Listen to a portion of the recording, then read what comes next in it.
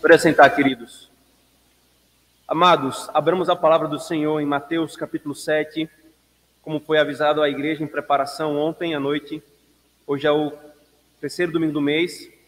Seguiremos com as exposições ordinárias.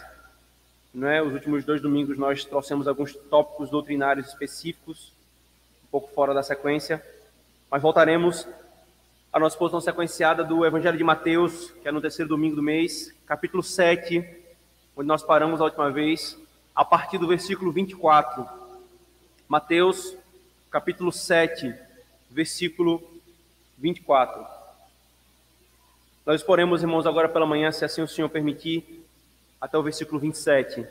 Mateus, capítulo 7, versículo 24 ao 27. E assim diz, irmãos, a palavra do nosso Deus. Todo aquele, pois, que ouve estas minhas palavras e as pratica, será comparado a um homem prudente que edificou a sua casa sobre a rocha. E caiu a chuva, transbordaram os rios, sopraram os ventos e deram com ímpeto contra aquela casa, e não caiu, porque fora edificada sobre a rocha. E todo aquele que ouve estas minhas palavras e não as pratica, será comparado a um homem insensato que edificou a sua casa sobre a areia. E caiu a chuva, transbordaram os rios, sopraram os ventos, e deram com ímpeto contra aquela casa, e ela desabou, sendo grande a sua ruína. Amém. Filhos da aliança, a palavra que vocês vão anotar hoje e contar é casa, tá bom? Casa. Vamos orar, irmãos, pedindo ao Senhor misericórdia e graça. Senhor, agora os nossos lábios se cerram para nós ouvirmos a Tua lei sendo exposta, a Tua palavra preciosa, Senhor, a Tua vontade ao Teu povo. E como filhos, Senhor, que precisam ser instruídos, nós nos assentamos aos Teus pés, Senhor. A Tua palavra é poderosa, Pai. E como, Senhor, nós ficamos angustiados quando nós lidamos e nos encontramos com a realidade do pecado em nós, Senhor, com as nossas fraquezas e debilidades. Mas a Tua palavra, Senhor, que trouxe a existência ao mundo, também é poderosa, pela Tua graça que opera poderosamente por meio do Teu Espírito Santo, através da Tua palavra, para operar em nós, Senhor. Por isso nós clamamos a Ti, pela Tua graça e Tua misericórdia, que o Senhor nos dê a conhecer a Ti mais e mais, Senhor. Faz-nos, Senhor, conhecer mais ao Senhor e a Tua graça, a Tua vontade, a Tua lei para nós nessa caminhada, nessa peregrinação. Nós oramos em nome de Jesus. Amém.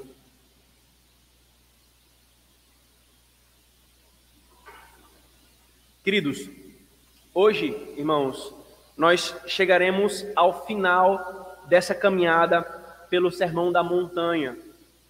Quando eu digo hoje, é hoje pela manhã e pela noite. Nós já temos alguns domingos, alguns meses caminhados por esse Sermão da Montanha, ouvindo o nosso Senhor Jesus Cristo como legislador, interpretando e aplicando a sua lei da forma correta. O que havia sido perdido entre os homens, o Senhor, então, apresentava-nos a sua profundidade que vai até o nosso coração. Nós chegamos ao fim agora, irmãos, dessa intensa porção do Evangelho de Mateus, que nos apresentou Cristo em seu ofício de profeta. Lembremos-nos, irmãos, que o Evangelho de Mateus, ele o escreveu para os judeus, a fim de convencê-los de que Jesus, o Nazareno, era o Cristo que havia sido anunciado na antiga aliança, que viria para redimir o seu povo. E nessa apresentação que Mateus faz de Cristo, ele começa enfatizando, do capítulo 1 até o capítulo 4, o ofício real de Cristo. E do capítulo 5 até o capítulo 7, o ofício profético do Cristo que foi anunciado. E então, no capítulo 8 em diante, irmãos, você vai ver uma ênfase no ofício sacerdotal, mas ainda apresentando o seu aspecto de rei, o reino de Deus. Um dos evangelhos que mais falam do reino de Deus é Mateus, e o seu ofício de profeta, ainda ensinando. Então, Mateus quer apresentar para aqueles a quem ele queria alcançar o Cristo em todos os seus aspectos da sua obra para os judeus. E aqui nós encerramos e começamos a encerrar essa grande apresentação do Sermão da Montanha. E Mateus encerra, irmãos, esse trecho com 2 fechamentos. O primeiro são as últimas palavras de Cristo nesse sermão, que é esse texto que nós lemos. São as últimas palavras de Cristo nesse sermão.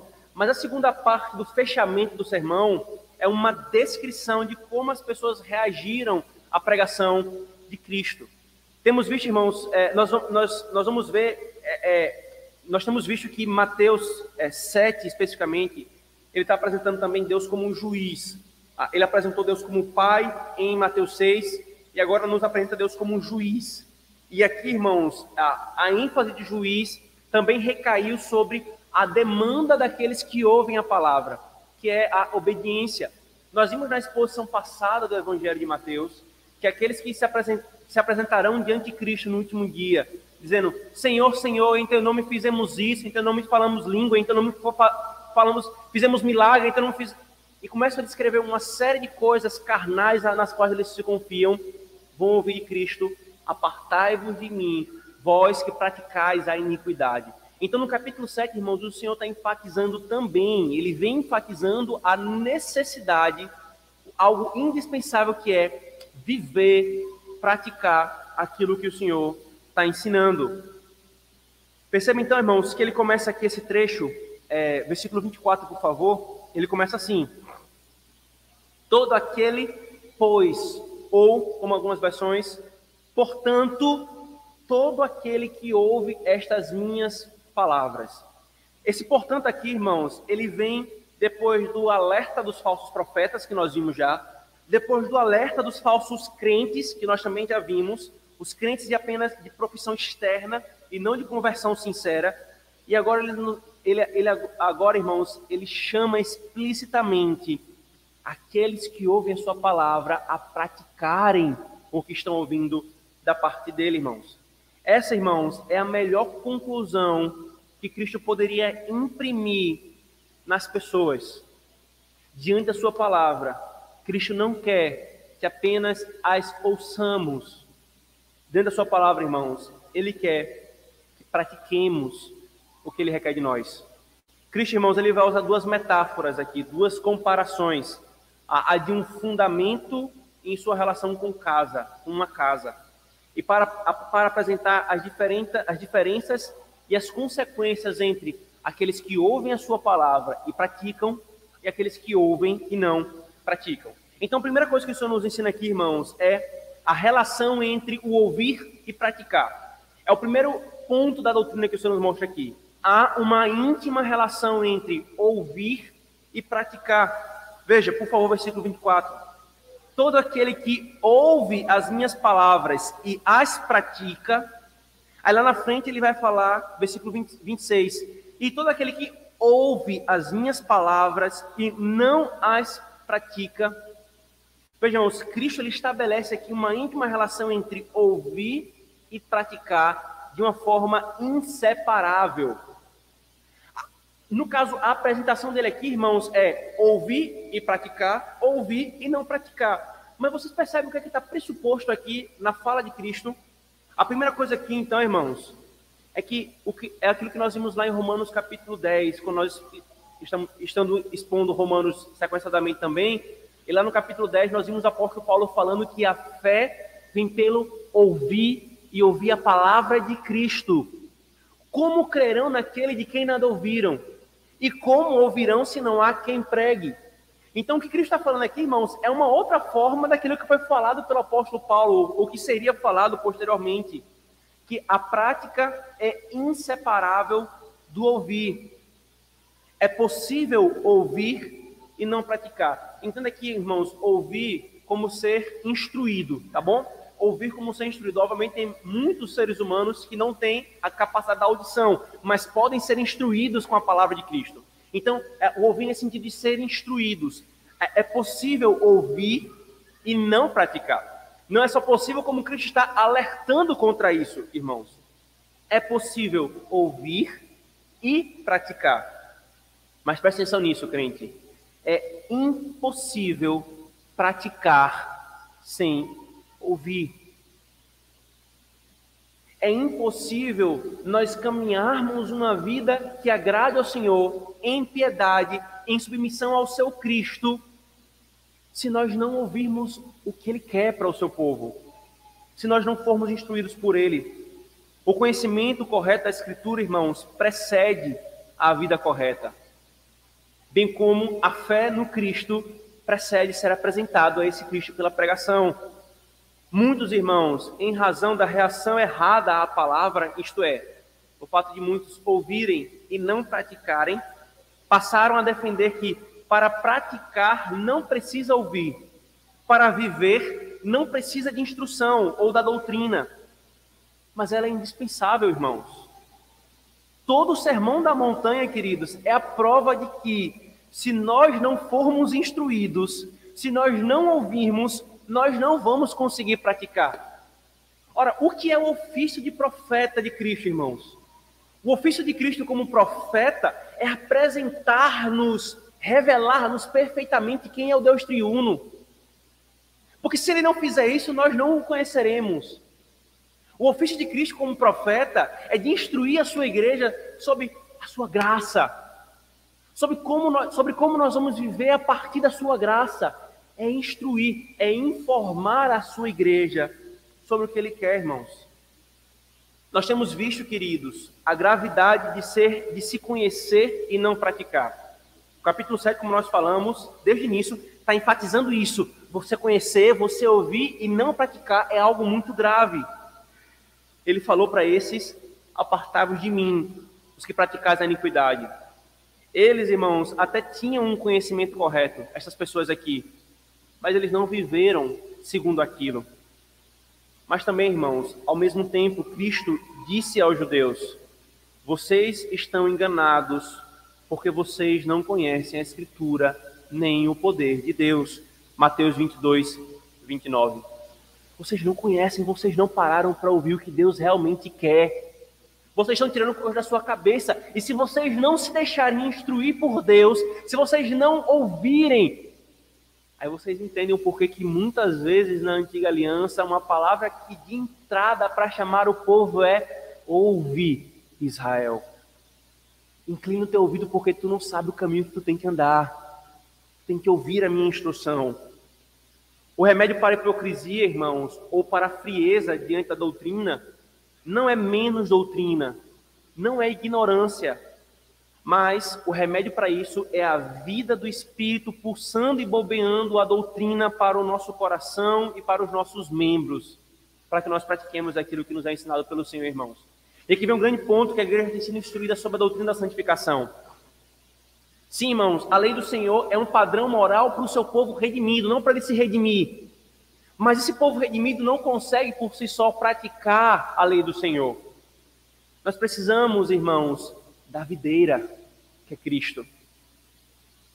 Nós precisamos da seiva fluindo em nós, que é o Espírito. Se o Espírito não operar, nós jamais, irmãos, vamos por nossas próprias forças viver.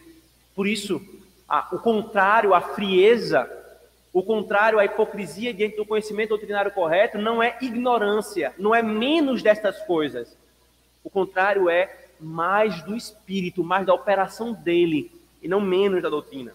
A ignorância da palavra, irmãos, nunca pavimentou o caminho para a piedade. Antes, a ignorância da palavra é a preparação para a impiedade. Venha comigo, por favor, para Oséias capítulo 4. Oséias capítulo 4, versículo 6.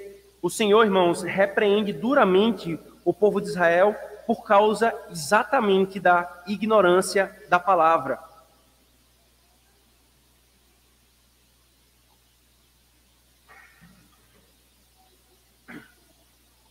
Oséias 4, 6.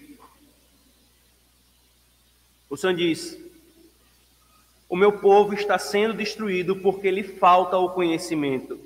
Porque tu, sacerdote, rejeitaste o conhecimento, eu também te rejeitarei, para que não sejas sacerdote diante de mim, visto que te esqueceste da lei do teu Deus, também eu me esquecerei de teus filhos. O Senhor aqui, irmão, está repreendendo tanto o povo de Israel quanto aquele que foi designado em Israel para ensinar a igreja.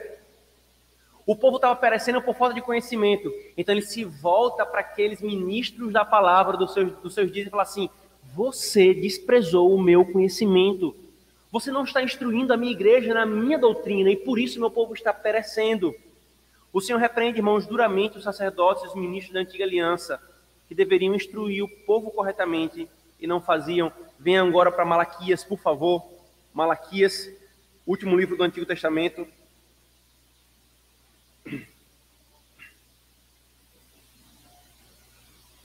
Malaquias 2, por favor. 7 e 9. O Senhor diz: porque os lábios do sacerdote devem guardar o conhecimento, e da sua boca devem os homens procurar a instrução, porque ele é o mensageiro do Senhor dos Exércitos. Mas vós vos tendes desviado do caminho, e por vossa instrução tendes feito tropeçar a muitos. Violaste a aliança de Levi, diz o Senhor dos Exércitos. Por isso também eu vos fiz desprezíveis e indignos diante de todo o povo, visto que não guardastes os meus caminhos e vos mostrastes parciais no aplicardes a lei. Os irmãos repreendem novamente o povo pelas consequências da falta do conhecimento doutrinário correto e aqueles que deveriam instruir. Então, irmãos, que fique claro para nós, de uma vez por todas, ouvir e praticar, conhecer e viver, crer e obedecer, andam lado a lado. E quantas igrejas têm sofrido uma sangria sem fim, porque simplesmente desprezaram esse fato da palavra, demonizaram o conhecer corretamente, demonizaram a doutrina, quando a palavra que vocês vão ver à noite, de uma forma muito mais clara, quando Jesus acabou de proferir estas palavras, estavam as multidões maravilhados da sua doutrina, porque doutrina significa ensino. Ensino, irmãos. Não separemos isso de forma alguma, queridos. Nem negando o conhecer, nem conhecendo e não vivendo. Há uma íntima relação, irmãos, entre ouvir e praticar, como tem sido falado. Jesus está destacando que aqueles que verdadeiramente ouvem o evangelho e professam a sua fé, sempre buscarão obedecê-lo, sempre procurarão expressar sua fé em obras. Ouvir a Cristo, irmãos, não significa apenas prestar atenção às suas palavras, mas obedecê-lo. É uma manifestação, queridos, sem dúvida, nunca esqueçam disso. O que nós estamos vivendo aqui hoje, agora, nesse exato momento, é uma manifestação da graça do Senhor. Porque muitos não ouvem a sua palavra. Muitos sequer têm acesso à Escritura Sagrada, quanto mais à palavra pregada. Então, o que nós estamos tendo aqui, irmãos, é a manifestação da graça do Senhor. Mas como todo tipo de manifestação de bondade e graça, se não a abraçarmos como tal e respondermos a ela da forma devida, irmãos, isto é, com a prática, na verdade, essa manifestação de bondade vai se levantar contra nós como um testemunho, porque nós ouvimos a instrução e desprezamos o que foi falado por ele. Portanto, irmãos, a piedade é mais do que apenas ouvir a palavra de Deus ensinada e se familiarizar com ela e concordar com ela. A piedade é ouvir e praticar. É ser zeloso em querer aprender do Senhor e praticar o que é aprendido. Portanto, queridos, cuidado. Primeiramente aqui, cuidado com os desprezadores ou os diminuidores da importância da doutrina e do conhecimento correto da palavra, irmãos. Toda aparência de piedade se revela falsa se há um desprezo do ensino do Senhor. Ora, irmãos, e como isso tem se tornado comum no meio de algumas presbiterianas. Muitos presbiterianos têm flertado com o misticismo romanista da Idade Média, têm flertado com um aparente distanciamento com a compreensão correta das doutrinas, e simplesmente afirmado uma aparência de piedade, em praticar apenas e não conhecer, demonizando a doutrina. Quanto mais alguém, irmãos, despreza ouvir as palavras de Cristo, não importa o quanto fale de relacionamento íntimo com Ele, esta pessoa não entendeu o que é piedade. Não há como você construir uma casa, o que nós vamos ver já já, sem um fundamento. Não há como você ter um relacionamento com Cristo se você não conhece quem é Ele. Se você não ouve a sua palavra. E sim, a sua palavra é doutrina, queridos. Essa pessoa que faz isso ensina uma falsa piedade. Mas também, irmãos, quanto mais alguém ouvir a sã doutrina e menos viver o que está sendo aprendido, mais revela que não experimentou a verdadeira piedade. Esse não pode se enganar dizendo, mas eu creio na doutrina correta, eu sou reformado, eu sou confessional, mas não vive ou despreza a vida. Isso é tão odioso quanto, irmãos. Novamente, queridos, cuidado, se você mesmo tem mantido essa dicotomia, não podemos divorciar o que Deus uniu. Conhecimento sem vida é um grave pecado. Não podemos pensar, então, que vida sem conhecimento da palavra é possível ou agradável ao Senhor. Lembra o que o nosso Senhor falou em João 17? Conhecereis a verdade, e a verdade vos libertará. Conhecê-lo e conhecer a seu ensino vem antes, irmão, de ser libertado por ele. Como crerão em quem nada ouviram? Agora, se você ouvir, isto é, se você conhecer e obstinadamente não viver o que o Senhor está ensinando, crente, você está iluminando o seu caminho para o inferno. E nós não temos outra opção, irmãos. Nós não temos outra opção. Se conhecimento por si só não salva, mas é Cristo que nos salva. E aquele que é alcançado por Cristo quer conhecer e quer viver, queridos. Então, ter o conhecimento e nós não praticarmos é iluminar o nosso caminho, irmãos, com luz para o inferno. Muitos vão para o inferno na ignorância. Outros vão para ele com a estrada iluminada com o conhecimento da verdade. E quão terrível é isso, irmãos, porque ouviram e não praticaram. Portanto, como disse Matthew Henry, não basta ouvir as palavras de Cristo, compreendê-las e lembrar-se delas. Ouvir, comentar, repetir ou até discutir essas palavras. O que Cristo quer, não deixando de lado nada disso, é ouvir e praticar. Essa é a primeira coisa, irmãos, que o Senhor nos ensina, essa íntima relação entre o ouvir e a prática.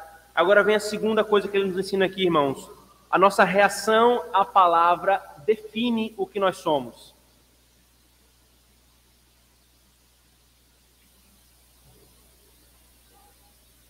Cristo aqui, irmãos, Ele mostra que a nossa reação à palavra, ela define, sim, o que nós somos. Os que ouvem e reagem com fé e prática são chamados de prudentes. Veja, por favor, o versículo 24. Todo aquele, pois, que ouve estas minhas palavras e as pratica, são comparados a um homem prudente que edificou a sua casa sobre a rocha. E, em contrapartida, os que ouvem a sua palavra e não praticam são chamados de insensatos. Veja o versículo 26 novamente. E todo aquele que ouve estas minhas palavras e não as pratica é comparado a um homem insensato. Ou seja, irmãos, Cristo está nos mostrando que que nossa relação à palavra define o que nós somos. Se nós ouvimos e praticamos, nós somos insensatos, ou somos sensatos, ou prudentes. Se nós ouvimos e não praticamos, somos insensatos. Então, a nossa reação define o que nós somos, ao mesmo tempo aponta para a nossa eternidade, queridos. Diante da palavra de Cristo, irmãos, sempre há uma demanda. Após cada pregação, sempre há uma pergunta implícita, ainda que ela não seja feita. Sempre, irmãos, ao final de um amém, Cristo se volta para a sua igreja com essa pergunta implícita. Ouviram e agora praticarão? Ou ouviram e se levantarão insensíveis ao que foi ouvido? Sempre essa demanda está posta, queridos. Ou levantamos como insensatos, ou levantamos como imprudentes. Cada sermão, irmãos, nos coloca em uma posição, e tais posições, após cada sermão, aponta para qual é o nosso destino eterno. Em outras palavras, irmãos, a obediência à palavra de Cristo distingue homem sábio do homem tolo. Uma pessoa sábia de uma pessoa tola. Não são milagres, irmãos. Não são dons espetaculares que dizem se alguém é sábio ou tolo. Lembremos que acabamos de passar pela perícope no Sermão da Montanha, em que muitos se colocaram diante de Cristo e falaram assim: Senhor, nós fizemos milagres, nós expulsamos demônios, nós profetizamos. Apartai-vos de mim, vós que praticais a iniquidade.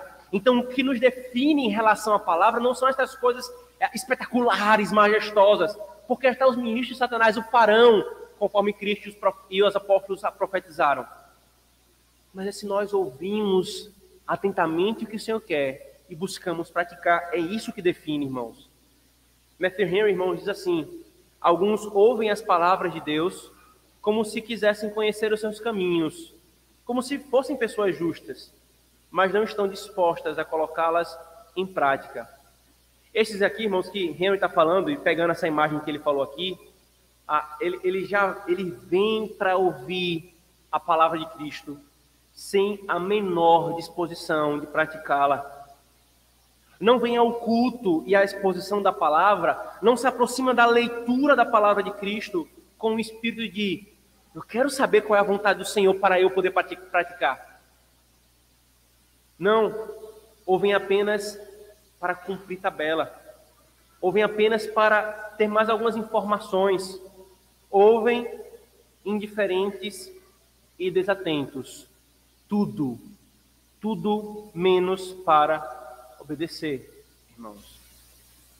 E essa postura, a palavra vai colocando sobre nós uma definição: somos sábios, prudentes ou tolos. E aqui, irmãos, a sabedoria e a prudência é definida em relação à palavra de Cristo. Agora, irmãos, é importante deixar claro que o nosso Senhor não está falando aqui, queridos, de perfeição.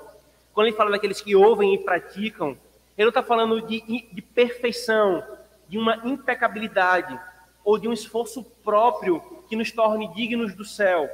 Pelo ensino das Escrituras, irmãos, sobre o pecado no crente verdadeiro, é impossível que Jesus esteja se referindo a isso.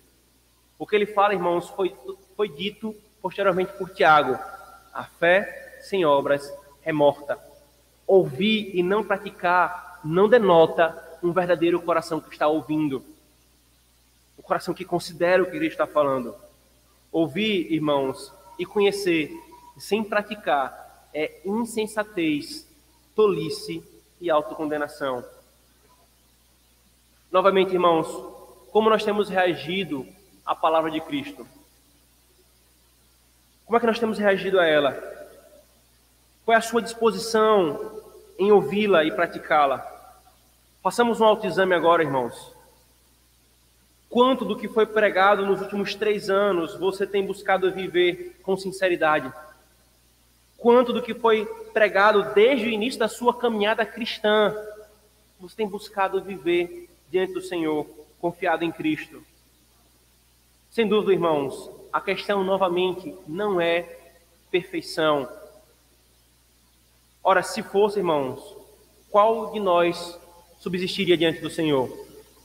Tomando as palavras do Salmo 15, qual de nós subiríamos ao santo monte do Senhor? A questão, irmãos, não é perfeição. A questão que o Senhor está nos mostrando aqui é a disposição, é a diligência, é o desejo e o praticar efetivo como consequência de tudo isso. E se porventura escorregarmos na prática, a marca disso vai ser chorar, lamentar, se arrepender e seguir novamente no caminho da nova obediência. Mas não está incluso aqui a indiferença, não está incluso aqui a leniência, não está incluso aqui o desinteresse de se levantar e procurar como a minha vida deve ser regulada para viver isso que a palavra do Senhor está falando.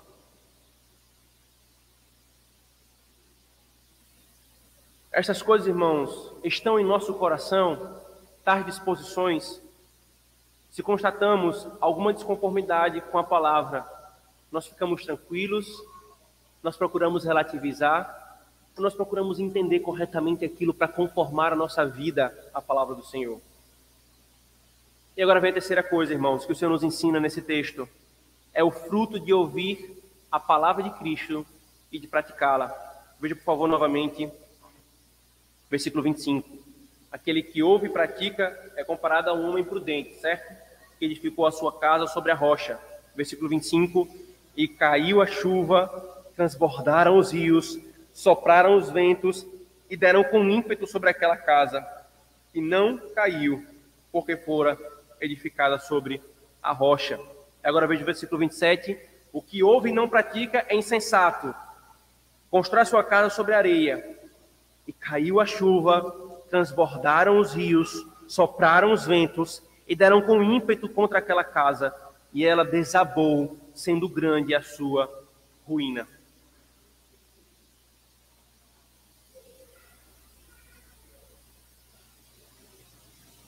Um importante ponto, irmãos, desse texto é exatamente essa ilustração que Cristo faz, dessa relação entre ouvir e praticar que nós estamos tratando até aqui.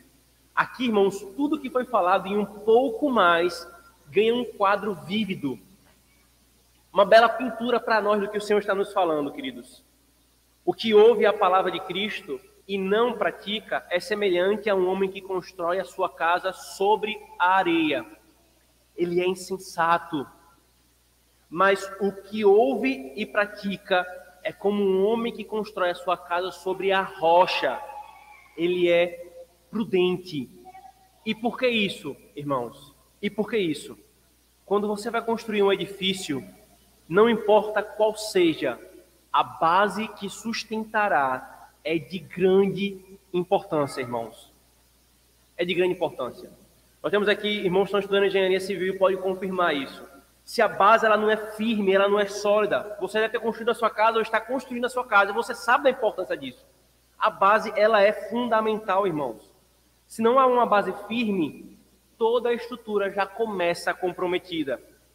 Na verdade, irmãos, muitos prédios são declarados já como comprometidos desde o início, porque a base não foi bem construída.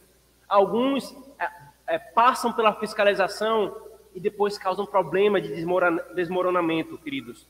Tudo porque isso é de grande importância. É um ponto importante da engenharia civil, é a construção da base. Cálculos e mais cálculos para manter toda aquela estrutura de pé. Assim, irmãos, nos dias de Cristo, basicamente, e até hoje, na verdade, há duas formas de construir. Ou você constrói sobre uma base firme, a rocha, ou você constrói sobre a areia. Apenas um imprudente, irmãos, apenas um imprudente construiria a casa sobre a areia, sabendo que a rocha é firme. Preste atenção no juízo moral que Cristo está fazendo, irmãos. Apenas um imprudente vai construir a sua casa sobre a areia, se tem a rocha que é firme para sustentar a casa.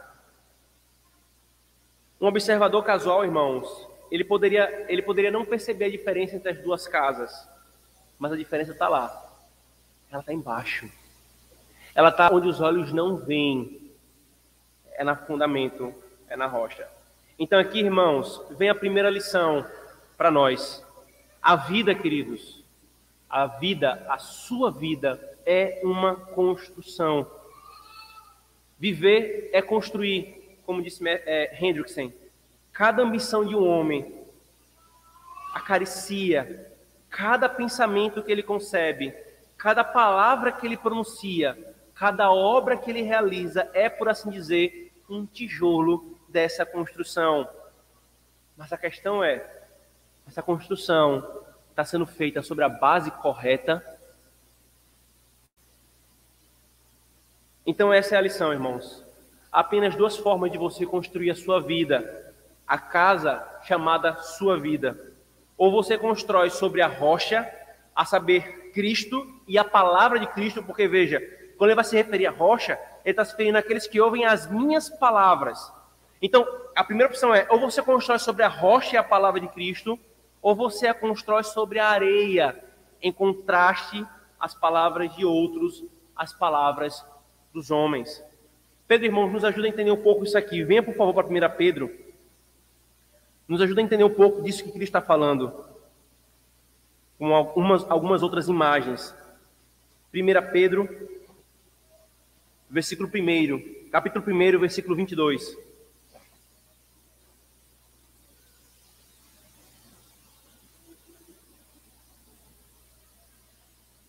Pedro, capítulo 1, versículo 22, diz: tendo purificado a vossa alma pela vossa obediência à verdade, tendo em vista o amor fraternal não fingido, amai-vos de coração uns aos outros ardentemente, pois foste regenerado não de semente corruptível, mas de incorruptível, mediante a palavra de Deus, a qual vive e é permanente. Então veja que Pedro está falando a palavra de Deus, irmãos. Pois Toda a carne é como a erva, e toda a sua glória como a flor da erva. Seca-se a erva e cai a sua flor. A palavra do Senhor, porém, permanece eternamente. Ora, esta é a palavra que vos foi evangelizada. Despojando-vos, portanto, de toda maldade e dolo, de hipocrisias e invejas, de toda sorte de maledicências, desejai ardentemente, como crianças recém-nascidas, o genuíno leite espiritual, para que por ele vos seja dado crescimento para a salvação. E aqui, irmãos, a nossa versão não tem a expressão, a palavra que é o genuíno leite, e essa expressão está no original, e a King James, por exemplo, ela coloca essa expressão. Pedro aqui, irmãos, está o tempo todo colocando contraste entre a palavra de Deus e a palavra do homem. Veja o que ele falou aqui. A palavra de Deus, ela purifica a alma, enquanto a palavra do homem não. A palavra de Deus, ela regenera o homem. A palavra do homem não. A palavra de Deus é viva e permanente, enquanto a palavra do homem é passageira. A palavra de Deus é pura, é leite puro para crescimento. A palavra do homem, não. E aí, em seguida, irmãos, no capítulo 2, seguindo o texto, ele passa sua argumentação para falar de Cristo. Veja a ligação que é aqui entre a palavra de Cristo, a palavra de Deus e o próprio Cristo. Versículo 4. Chegando-vos para ele, a pedra que vive, rejeitada assim pelos homens, mas para com Deus eleita e preciosa. Também vós mesmos, como pedras vivas, sois edificados casa espiritual, para ser de sacerdócio santo, a fim de oferecer de sacrifícios espirituais agradáveis a Deus por intermédio de Jesus Cristo.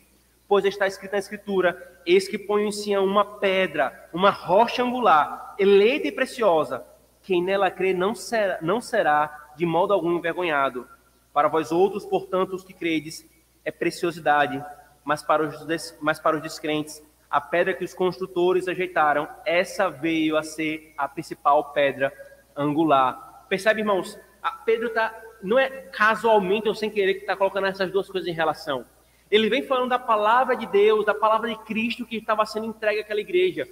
E em seguida ele passa a falar de Cristo, curiosamente, como a pedra angular sobre a qual nós somos construídos. Para que fique claro para nós, irmãos, na Escritura, que essa relação entre a palavra de Cristo e o próprio Cristo é íntima. O próprio Cristo se apresenta como uma rocha, irmãos. Quando Pedro fala: tu és o Cristo, o Filho do Deus vivo. Aí Cristo vira para Pedro e fala assim: Pedro, sobre esta pedra, sobre esta verdade, a afirmação que você está falando, edificarei a minha igreja. Então, irmãos, Cristo e a sua palavra, a palavra de Deus, são a rocha sobre a qual devemos construir a nossa vida. Como é isso, irmãos? A palavra do homem, irmãos, é solo arenoso, é areia, é base pueril. E aqui alguns exemplos de solos arenosos são as nossas opiniões próprias, os nossos achismos alheios à palavra do Senhor. Como isso é comum, irmãos? Ainda mais em tempos de relativização, de relativismo. Não há uma preocupação em o que a palavra de Deus fala sobre aquele assunto. Não, porque eu penso, eu acho. E aí começa uma série de achismos e assuntos que a Escritura fala claramente. E a pessoa quer construir a vida sobre achismos. Ou opinião alheia de pop stars ou de influências pop. Ou tradicionalismo sem nenhuma fundamentação bíblica. Ou as filosofias centradas no homem, construída sobre a razão autônoma. Aqui são exemplos de palavras do homem que desvanece, irmãos. Sobre as quais nós não devemos construir a nossa vida. Muitos pautam a sua vida, planos, metas, interpretação de si mesmo, de seus problemas, das suas soluções sobre tais palavras. Mas isso é pueril, irmãos. Isso é cair em tolice.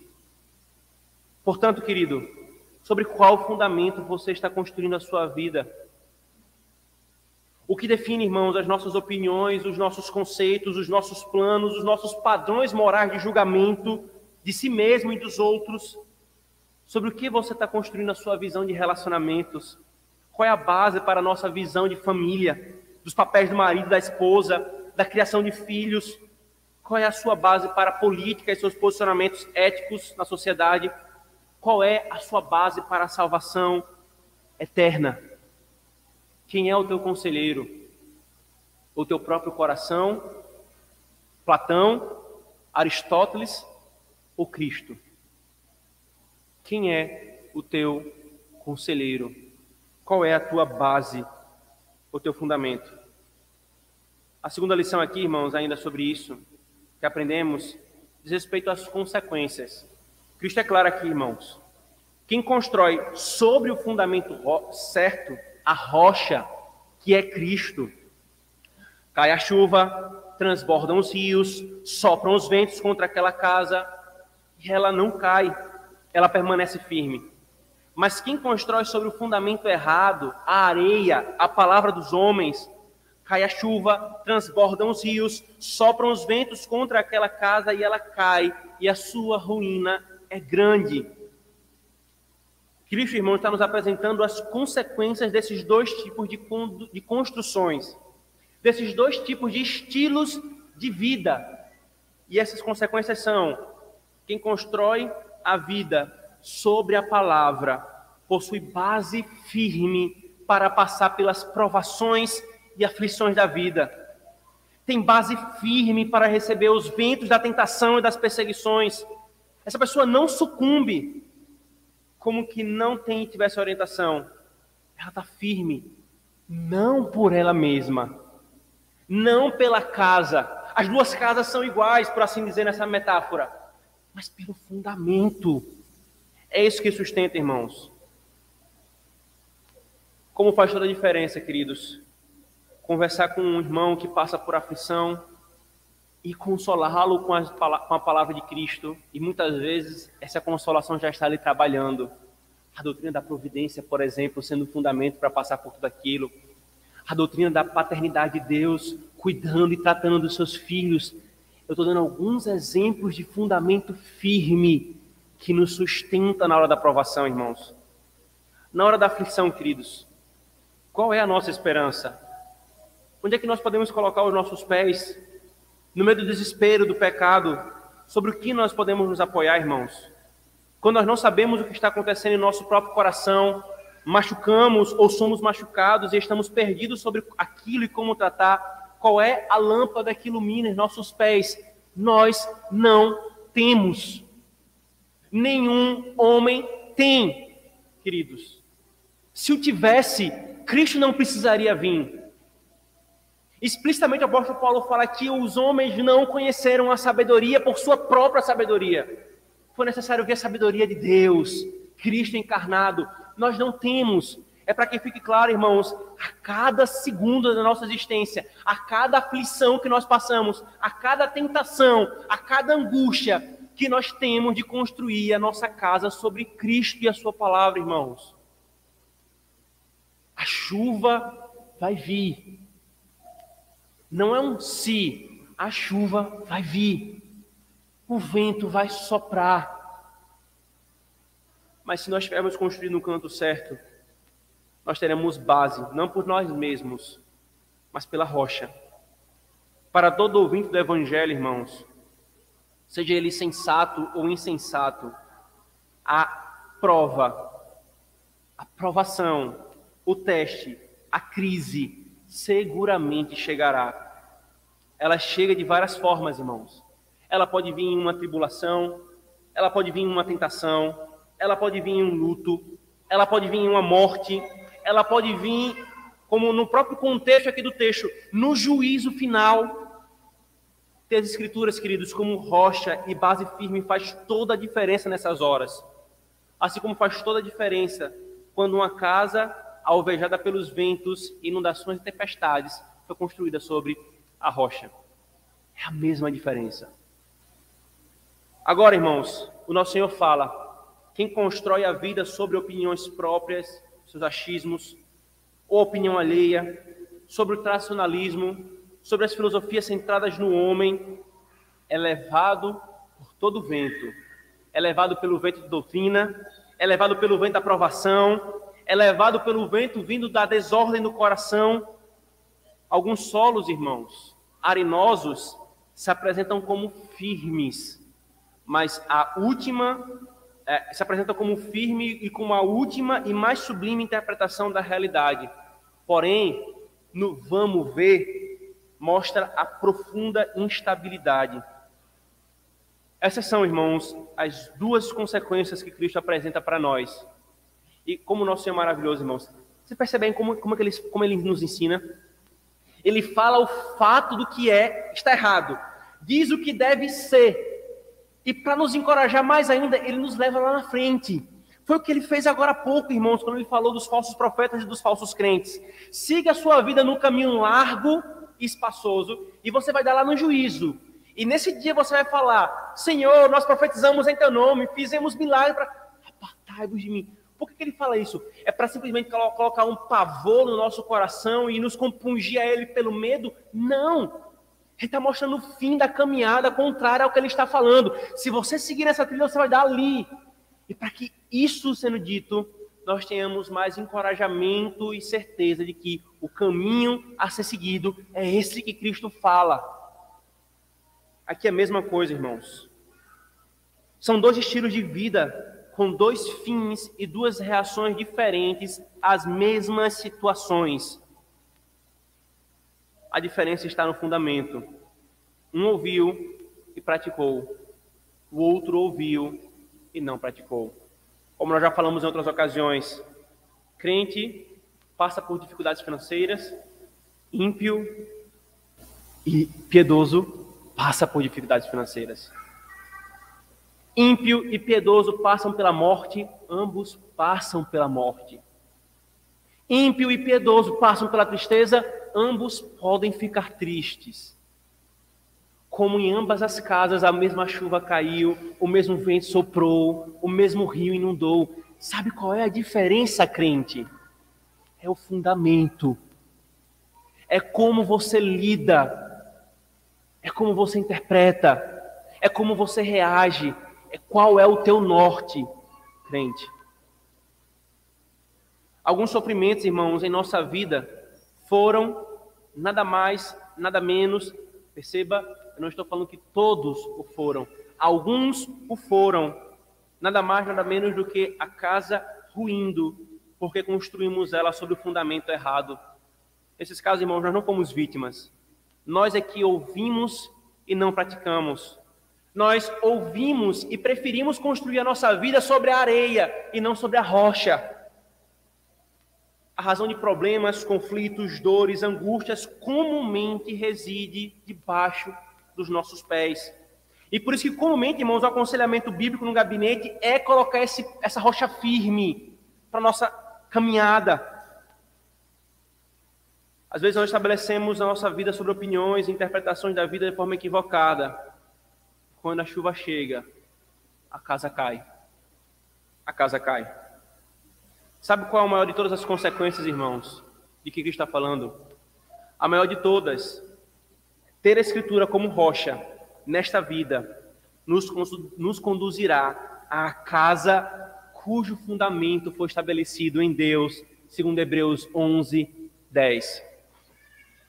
Construa sua vida sobre a rocha hoje, e na eternidade ela estará nessa mesma rocha.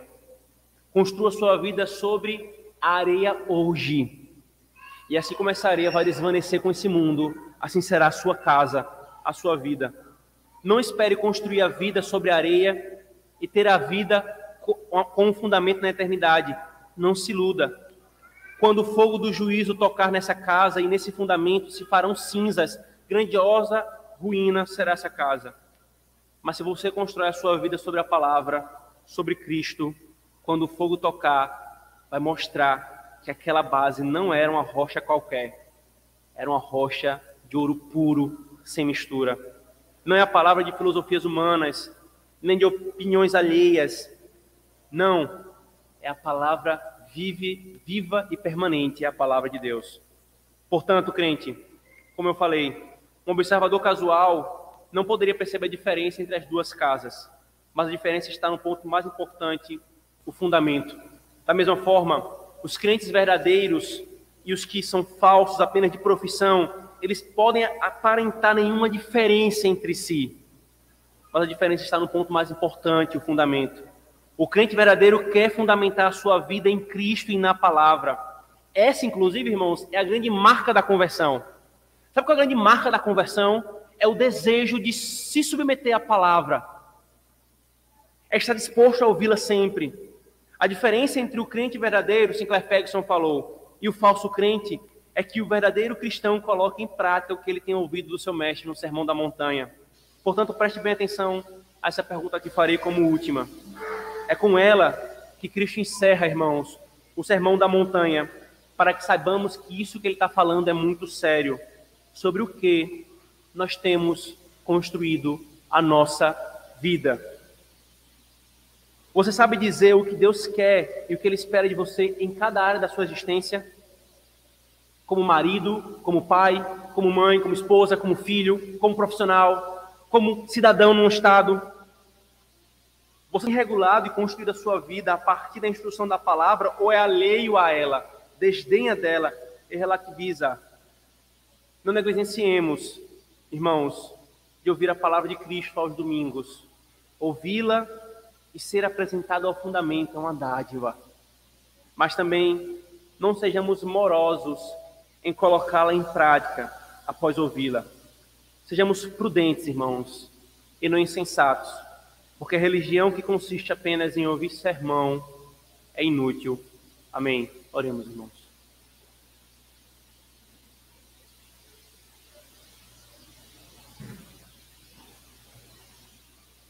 Senhor,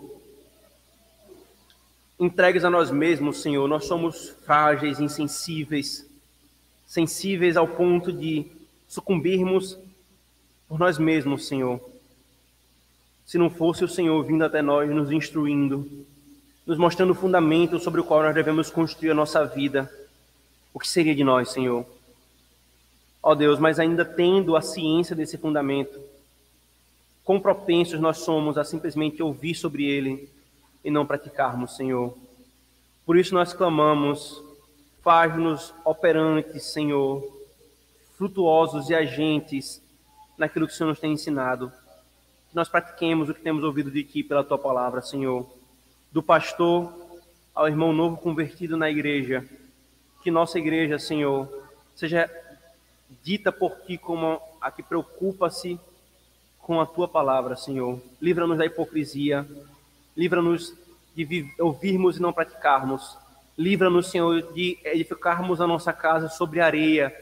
Opera em nosso coração, para que se ache em nós, pela Tua obra em nós, o desejo de colocar a nossa vida sobre a rocha firme, Senhor, que é Cristo e a Tua palavra. Obrigado, Senhor, e socorre-nos. Nós oramos em nome de Cristo. Amém.